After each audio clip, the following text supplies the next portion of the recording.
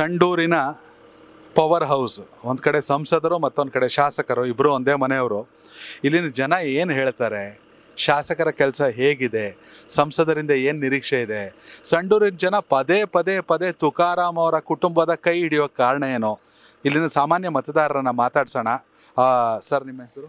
ನನ್ನ ಹೆಸರು CH ಕಾಸಿಂಪುರ ಅಂತೇಳಿ ಸರ್. ಕಾಸಿಂಪುರ. ಏನು ಮಾಡ್ತೀರಾ?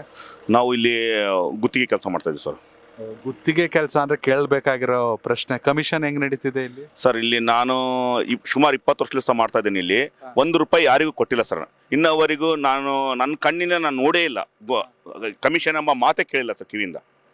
ಹಾಗಾದ್ರೆ ನಿಮ್ಮ ಪ್ರಕಾರ ಸರ್, ಸುಮಾರು 20 ವರ್ಷದಿಂದ ಗುತ್ತಿಗೆ ಕೆಲಸ ಮಾಡ್ತಾ ಇದ್ದೀರಾ, ಮತ್ತೊಂದು ಮಗದೊಂದು, ನೀವು ಇದೇ ಊರವರು, ಸಂಡೂರಿಗೆ ಏನಾಗಬೇಕು ಸರ್? ಸಂಡೂರಿಗೆ ಏನಾಗಬೇಕು ಅಂತ ಹೇಳ್ತಾರೆ ಜನ. ಎಲೆಕ್ಷನ್ನಾಗಿ ಬಂತು, ಎಲೆಕ್ಷನ್ನಾಗಿ ಸಮಯ ಬಸ್ ಸ್ಟ್ಯಾಂಡ್ ಇಲ್ಲ ಅಂತ ಹೇಳಿದ್ರು. ಆಲ್ರೆಡಿ ಬಸ್ ಸ್ಟ್ಯಾಂಡು ನಮ್ಮದು ಬಸ್ ಡಿಪೋ ಹತ್ರ ಇದೆ. ಬಸ್ ಸ್ಟ್ಯಾಂಡ್, ಹೊಸ ಬಸ್ ಸ್ಟ್ಯಾಂಡ್. ಇದು ಹಳೆ ಬಸ್ ಸ್ಟ್ಯಾಂಡು, ಪುರಸಭೆದು ಬಸ್ ಸ್ಟ್ಯಾಂಡ್. ಅದು ಅಭಿವೃದ್ಧಿ ಮಾಡೋಕೆ ಇಷ್ಟು ವರ್ಷ ಬೇಕಾಗಿತ್ತು ಅಂತ ಹೇಳ್ತಾರೆ ಸರ್. ಆಲ್ರೆಡಿ ಅದು ಅಭಿವೃದ್ಧಿ ಆಗಿತ್ತು. 20 ವರ್ಷ ಆಗೋದ್ರೊಳಗಡೆ ಹೊಡೆಯೋಕ್ಕೆ ಚಾನ್ಸ್ ಎಲ್ಲಿ ಇದ್ದಿಲ್ಲ. ಅದಕ್ಕೂ ಟೈಮ್ ಬೇಕಲ್ಲ ಸರ್. ಗೌರ್ಮೆಂಟಿಂದ ಒಂದು ಏನಾದರೂ ಡೆಮಿನಿಷ್ ಮಾಡಬೇಕಂದ್ರೆ ಇಷ್ಟೆಲ್ಲ ಟೈಮು ನಿಗದಿತ ಬೇಕೇ ಬೇಕು. ಆ ಟೈಮ್ ಇಲ್ಲಿಗೋಸ್ಕರ ಪಾಪ ಅಭಿವೃದ್ಧಿಗೋಸ್ಕರ ಅಮೌಂಟ್ ಹಾಕಿ ರೆಡಿ ಮಾಡ್ಕೊಂಡು ಕಾಯ್ತಾ ಇದ್ರು. ಅದು ಸಮಯ ಬರಲಿಕ್ಕೋಸ್ಕರ ಇವಾಗ ಅದ್ರ ಸಮಯ ಬಂದಿದೆ ಸರ್. ಮತ್ತೆ ತೆಗೆದು ಹೊಸದು ಡೆಮಿನಿಷ್ ಮಾಡಿ ಹೊಸದು ಮಾಡುತ್ತೆ, ಡೆವಲಪ್ ಮಾಡೋಕ್ಕೆ ವ್ಯವಸ್ಥೆ ಮಾಡ್ತಾ ಇದ್ದಾರೆ. ಬಸ್ ಸ್ಟ್ಯಾಂಡ್ ಹೊಸದಾಗಿ ಆಗ್ತಿದೆ ಅಂದರೆ ಆಸ್ಪತ್ರೆ, ಫ್ಯಾಕ್ಟ್ರಿಗಳು, ಮತ್ತೊಂದು ಮಗದೊಂದು ಎಲ್ಲ ಇದೆಯಾ ಇಲ್ಲಿ? ಸರ್, ಎಲ್ಲವೂ ಇದೆ ಸರ್, ಯಾವೂ ಇಲ್ಲ ಅಂತ ಇಲ್ಲ. ಇವಾಗ 100 ಬೆಡ್ ಇರೋದು 200 ಬೆಡ್ಡಿಗೆ ಹೋಗ್ಬೇಕಂತಂದ್ರೆ ಸರ್ ಕಾಲಾವಕಾಶ ಬೇಕಾ ಇಲ್ಲ. ಆ ಕಾಲಾವಕಾಶಕ್ಕೆ ಕಾಯ್ತಾ ಇದ್ರು. ಇವಾಗ ರೆಡಿ ಆಗಿದೆ, ಆಗ್ತದೆ ಸರ್. ಹಂಗಾರೆ ಈಗ ಸ್ಥಳೀಯವಾಗಿ ಸಾಕಷ್ಟು ಜನ ಪ್ರತಿ ವರ್ಷ ವಿದ್ಯಾರ್ಥಿಗಳು ಔಟ್ಕಮ್ ಆಗ್ತಿರ್ತಾರೆ. ಉದ್ಯೋಗಾವಕಾಶ ಅಂದರೆ ಬಳ್ಳಾರಿಗೆ ಹೋಗ್ಬೇಕು, ಇಲ್ಲ ಈ ಕಡೆ ಹೈದರಾಬಾದ್ ಹೋಗ್ಬೇಕು, ಇಲ್ಲ ಬೆಂಗಳೂರು ಹೋಗ್ಬೇಕು, ಅಥವಾ ಹೆಣ್ಣುಮಕ್ಳು ಗಾರ್ಮೆಂಟ್ಸು, ಅದ್ರದ್ದೆಲ್ಲ ಸೌಲಭ್ಯ ಇದೆಯಾ ಅಥವಾ ಆಗಬೇಕಾ? ಏನು ಕೇಳ್ತೀರಾ ಸರ್? ಸಣ್ಣ ಮಟ್ಟದಲ್ಲಿ ಗಾರ್ಮೆಂಟ್ಸ್ ಇದೆ ಒಂದು, ಅಂದರೆ ಗೌರ್ಮೆಂಟಿಂದ ಅಲ್ಲ ಸರ್, ಪ್ರೈವೇಟ್ ಗಾರ್ಮೆಂಟ್ ನಡೀತಾ ಇದೆ. ಮತ್ತು ಇನ್ನೂ ಒಂದು ನಮ್ಮ ಗೋರ್ಪಡೆ ಸಾಹೇಬ್ರ ಸಂಸ್ಥೆಯಲ್ಲಿ ಕೂಡ ಕೃಷಿ ಇಲಾಖೆಯು ಅವು ಇವು ಸಣ್ಣ ಪುಟ್ಟ ವರ್ಕ್ಗಳು ಮಾಡ್ಕೊಂಡು ಹೋಗ್ತಾರೆ ಸರ್. ಇಲ್ಲೇನು ಕೆಲಸ ಬಂದಂಥವ್ರಿಗೆ ನಮ್ಮ ಸಂಡೂರು ತಾಲೂಕಿನಂತ ಯಾರಿಗೆ ಸಮಸ್ಯೆ ಇಲ್ಲ. ಈ ಬೇರೆ ಬೇರೆ ಸ್ಟೇಟಿಂದ ಬಂದಂಥವ್ರಿಗೆ ಹಂಗಾಗಿ ಹೆಚ್ಚಿಗೆ ಜನಗಳಿಗೆ ಕೆಲಸಗಳು ಬೇಕಾಗ್ತಾವೆ. ಮೈನಿಂಗ್ನಲ್ಲಿ ಅಲ್ಲಿ ಕೆಲಸಗಳು ಇದಾವೆ, ತೊಂದರೆ ಇಲ್ಲ ಸರ್. ಕೊನೆಯದಾಗಿ ಶಾಸಕರಾಗಿ ಹೊಸದಾಗಿ ಆಯ್ಕೆಯಾಗಿದ್ದಾರೆ ಬೈ ಎಲೆಕ್ಷನ್ಲಿ ಅನ್ನಪೂರ್ಣ ಮೇಡಮ್, ಅವರಿಂದ ಏನು ನಿರೀಕ್ಷೆ ಇದೆ ಸರ್? ಅವರಿಂದ ಏನು ನಿರೀಕ್ಷೆ ಇದೆ ಅಂತಂದರೆ ಸರ್, ನಮ್ಮ ಊರಿಗೆ ಯಾವುದೇ ಕಾರಣ ಕೊರತೆ ಇಲ್ದಂಗೆ ಒಳ್ಳೇದು ಮಾಡ್ತಾರಂಬ ಒಂದು ನಿರೀಕ್ಷೆ ಅಂತ ಇದೆ ಸರ್. ನಮಗೆ ಯಾವುದೇ ಕಾರಣಕ್ಕೂ ನಮಗೆ ಎಲ್ಲರಿಗೂ ಬಂದವರಿಗೆ ಪ್ರೀತಿಯಿಂದ ಮಾತಾಡಿ ಕಳಿಸ್ತಾರಲ್ಲ, ಅದೇ ನಿರೀಕ್ಷೆ ಸಾಕು ಅವರಿಂದ. ಮತ್ತೊಬ್ರು ವೋಟರ್ ಇದ್ದಾರೆ, ಅವ್ರನ್ನೇ ಮಾತಾಡ್ಸೋಣ. ನಿಮ್ಮ ಹೆಸರು? ವೆಂಕಟೇಶ್ ಸರ್. ನಾವಿಲ್ಲಿ 19th ವಾರ್ಡ್ ಧರ್ಮಾಪುರ ಗ್ರಾಮದವ್ರು. ನಾವು ಏನು ಮಾಡ್ತೀರಾ? ನಾವು ವ್ಯವಹಾರ ಮಾಡ್ತೀವಿ ಸರ್, ಸಣ್ಣ ಪುಟ್ಟ ವ್ಯವಹಾರ, ಬಿಸ್ನೆಸ್ ನಡೀತಾ ಇದೆ. Yes sir. ಎಸ್. ಎಷ್ಟು ವರ್ಷ ಸರ್ ನಿಮಗೆ? ನಮಗೀಗ 36 ಇಯರ್ ಸರ್. 36.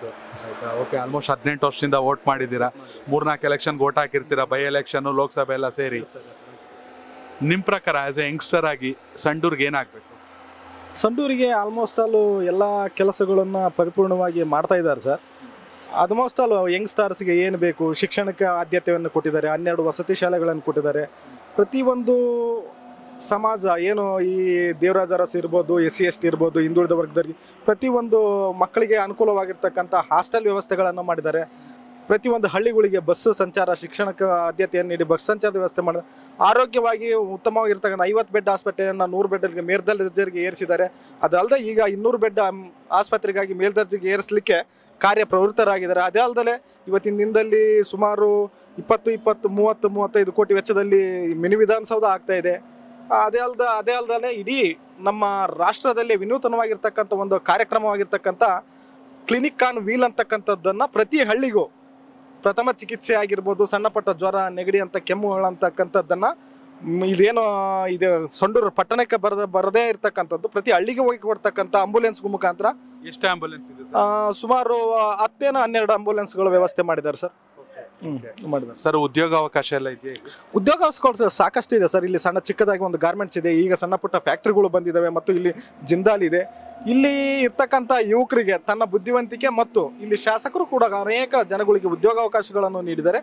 ಅದಲ್ಲದೆ ಸ್ವಂತ ವ್ಯವಹಾರ ಮಾಡಲಿಕ್ಕೆ ಇಲ್ಲಿ ಲಾರಿಗಳು ಇದ್ದಾವೆ, ಕ್ಲೀನರ್ಗಳು ಇದ್ದಾವೆ. ಅವರೇ ಸ್ವಯಂ ಪ್ರವೃತ್ತಿಯಾಗಿ ಮೂಡಿಸಿಕೊಂಥ ಉದ್ಯೋಗಗಳು ಸಾಕಷ್ಟು ಇದಾವೆ ಸರ್. ಬೇರೆ ನಾಡಿನಿಂದ, ಬೇರೆ ಕಡೆಲಿದ್ದು ಇಲ್ಲಿ ವಲಸೆ ಬಂದೇ ಭಾಳಷ್ಟು ಜನ ನೆಲೆಸಿದ್ದಾರೆ ಸರ್ ಉದ್ಯೋಗಕ್ಕಾಗಿ. ಸಂಡೂರಿಗೆ ಒಂದು ಅಡ್ವಾಂಟೇಜ್ ಏನಂದ್ರೆ CSR ಫಂಡು ಅಲ್ವಾ? ಜಿಂದಾಲ್ ಇರೋದ್ರಿಂದ ಅಥವಾ ಮೈನಿಂಗ್ ನಡೆಯೋದ್ರಿಂದ ಆಗುತ್ತೆ. ಆದರೆ ಶಾಸಕರು ಅಥವಾ ಸಂಸದರು ನಿಜಕ್ಕೂ ಮಾಡಬೇಕಾಗಿರೋ ಕೆಲಸ ಏನು ಸಂಡೂರಿಗೆ? ಸರ್ CSR ಫಂಡ್ ಇರೋದ್ರಿಂದ ಈಗ ಜನಗಳಿಗೆ ಏನು ಕೇಳ್ತಾ ಇದ್ದಾರೆ ಸರ್, ಆರೋಗ್ಯ, ಶಿಕ್ಷಣ ಮತ್ತು ಆರ್ಥಿಕವಾಗಿ ಸಬಲತೆಯನ್ನು ಕಾಣ್ತಾ ಇದ್ದಾರೆ. ಸಾಮಾನ್ಯವಾಗಿ ನಾನು ಕೇಳ್ದಂಗೆ ನೀರಿನ ಸಮಸ್ಯೆ ಇದೆ ಅಂತ ಕೇಳ್ಪಟ್ಟೆ ಇಲ್ಲಿ. ಸರ್ ನೀರಿಂದು ಸಮಸ್ಯೆ ಅಲ್ಪ ಮಟ್ಟಿಗೆ ಪ್ರಮಾಣದಲ್ಲಿ ಇದೆ ಸರ್, ಅಂತ ದೊಡ್ಡ ಮಟ್ಟಿಗೆ ಏನಿಲ್ಲ.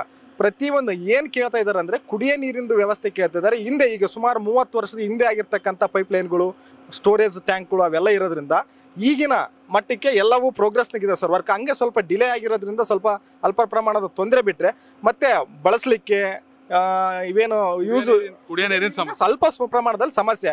ಬಳಸಲಿಕ್ಕೆ ಪ್ರತಿ ಒಂದು ವಾರ್ಡ್ನಲ್ಲಿ ಇರ್ಬೋದು, ಪ್ರತಿ ಏರಿಯಾದಲ್ಲಿರೋದು 3-4 ಬೋರ್ಗಳಿದ್ದಾವೆ, ಸಿಸ್ಟಮ್ಗಳಿದ್ದಾವೆ, ಅವೆಲ್ಲದ್ದೇನು ಪ್ರಾಬ್ಲಮ್ ಇಲ್ಲ ಸರ್. ಕುಡಿಯೋ ನೀರಿಂದೇ ಸ್ವಲ್ಪ ಪ್ರಾಬ್ಲಮ್ ಆಗ್ತಾ ಇದೆ. ಅದನ್ನು ಈಗ ಪ್ರಗತಿಯಲ್ಲಿದೆ ಸರ್ ಕೆಲಸ, ಅದನ್ನು ತ್ವರಿತವಾಗಿ ಕ್ಲಿಯರ್ ಮಾಡ್ತಾರೆ ಸರ್.